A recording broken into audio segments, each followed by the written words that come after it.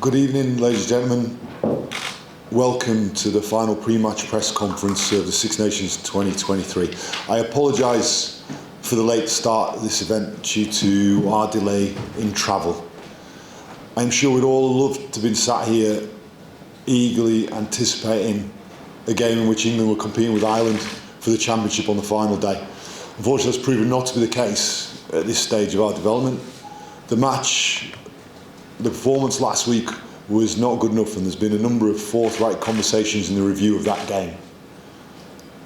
Now we are looking forward to testing our capabilities against the number one side in the world in what promises to be a really exciting game on Saturday. Thank you. Thanks. James, I'll come to you first.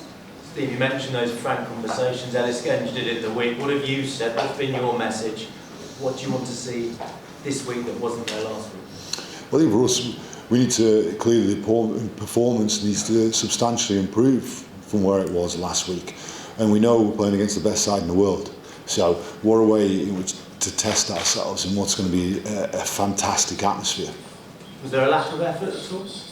I think in terms of last week, I think the situation, we went into last week with a plan, and unfortunately we weren't able to enact that plan. I think part of that was down to ourselves, and part of that was credit to a very good French team. Now we know as we go into this Saturday's game, we know we're playing against a superb team, and who are bidding for their first Grand Slam in Dublin.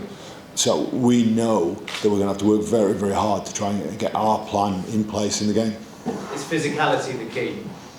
I think when we discussed post-game last week about the manner in which the contact area was dominated by France, both in attack and defence, which makes it very hard to impose plan. I think clearly Ireland are a very well organised drill side that have been working together for a number of seasons now.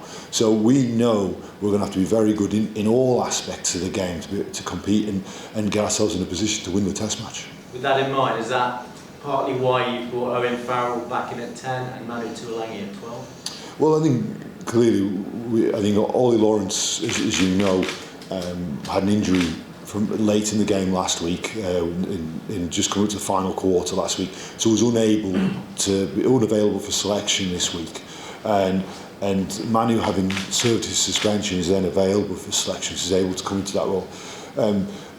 Regarding the change of 10, as always, I pick a team that I think is the right team for the game we're going to play in the plan we wish to try and bring into the game and against a specific opposition. I know you're picking a team to beat the next opposition, but is there a danger in constantly changing your 10 and your midfield a lot? Is there a danger that you can change too much? I think, as discussed, Ollie Lawrence was unavailable for selection this week. Unfortunately, he injured his hamstring in the game last week, and I'd have loved him to be available for selection, but he wasn't. I think he's played really well in in terms of playing a substantial Six Nations. Which is his first substantial Six Nations. I think he's done really well. And what a fantastic player we have in Manu to come and join the team and step straight in. He's been training with us consistently, so he's been eager for this opportunity. How's Marcus Smith's confidence? Because he's come into the team, he's been on the wrong end of a really tough result and a tough performance. He's then out of the team.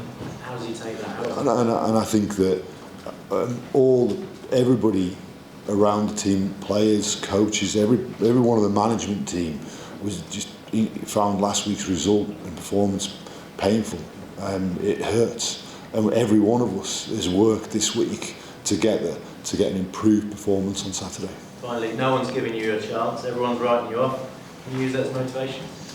Well, for our point of view, we're excited by this game. Now, we believe in what we're trying to do. We believe that we understand we have a lot of work to do. Now, we knew that going into last week's game, and we saw quite clearly, and I was very upfront pre-game and post-game about the gap.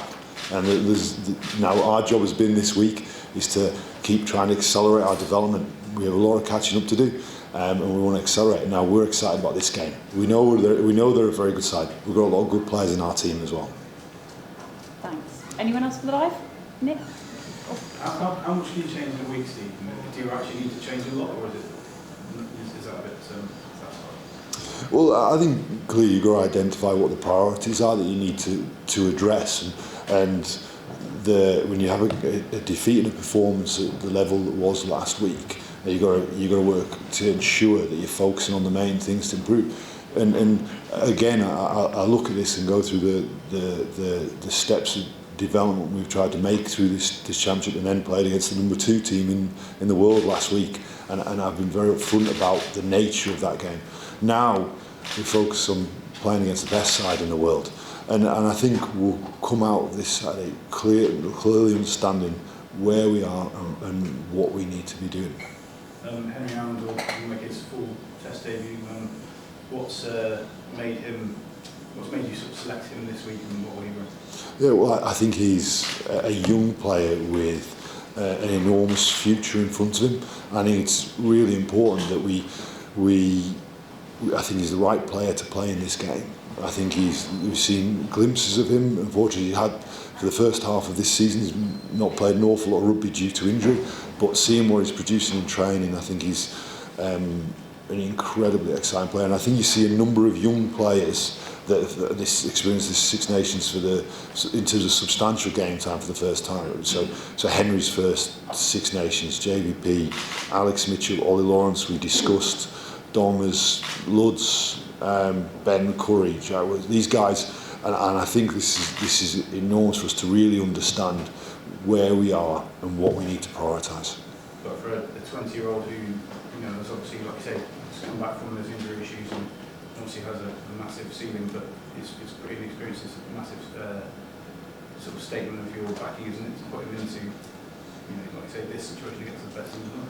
Yeah, and I think he's a very composed, calm young man, and I think that he's got the capability and the ability to excel in international rugby. Hi Steve, is there anything you've tweaked in preparation this week to try and avoid a repeat of what happened against France?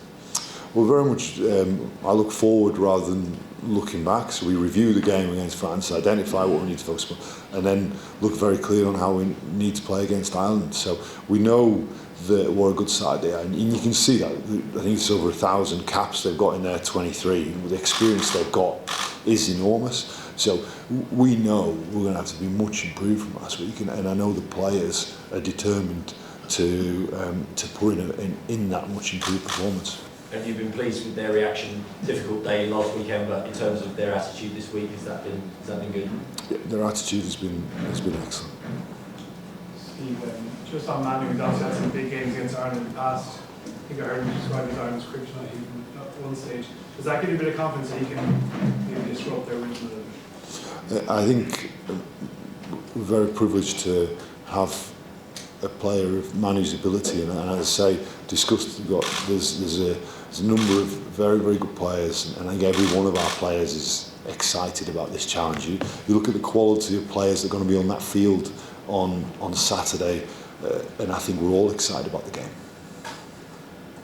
Thanks. Anything else? Okay, lovely stuff. Right, we'll head next door for the writers'